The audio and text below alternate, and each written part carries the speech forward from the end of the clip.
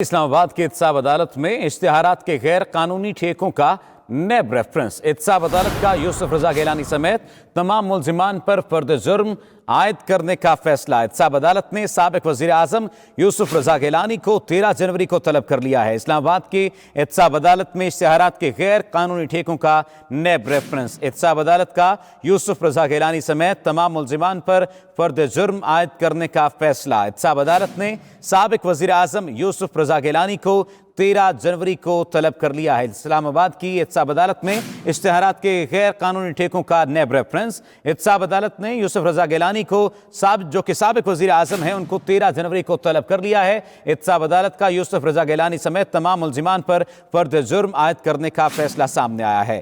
فیاض محمود ہمارے ساتھ موجود ہیں، ان سے اپڈیٹ لیں گے۔ فیاض، اپڈیٹ کیجئے گا، مزید کیا کہا گیا ہے عدالتی ریمارکس میں؟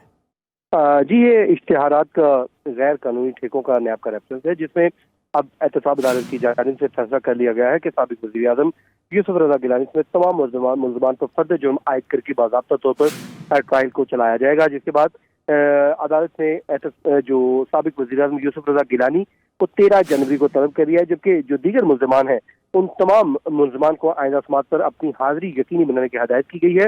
ملزمان میں ریفرنسز کی نقول تقسیم کر دی گئی ہے اور ملزمان کو کہا ہے کہ 13 جنوری کو اپنی حاضری کو یقینی بنائیں۔ جج احتساب عدالت کے جج عاظم خان اس کیس کی سماعت کریں گے، جو ملزمان پر فرد جرم عائد کریں گے، جس کے بعد باضابطہ طور پر ٹرائل کا آغاز ہو جائے گا۔ تو یہ غیر قانونی ٹھیکوں کا کیس ہے جو سابق وزیر اعظم یوسف رضا گیلانی سمیت اس میں ملزمان نامزد کیے گئے ہیں۔ اب تمام ملزمان پر فرد جرم عائد کی جائے گی۔ جی شکریہ فیاض محمود اپڈیٹ کرنے کے لیے۔